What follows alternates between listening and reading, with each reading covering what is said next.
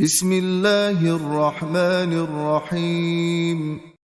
سبح اسم ربك الأعلى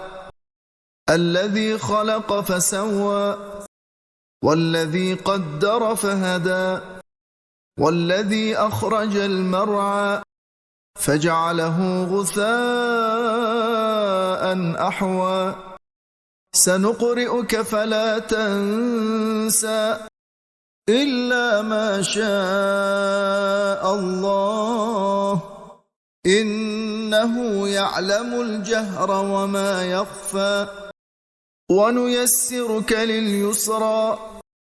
فذكر إن نفعت الذكرى سيذكر من يخشى ويتجنبها الأشقى الذي يصلى النار الكبرى ثم لا يموت فيها ولا يحيا قد أفلح من تزكى وذكر اسم ربه فصلى بل تؤثرون الحياة الدنيا والآخرة خير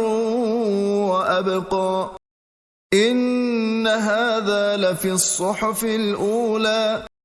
صحف إبراهيم وموسى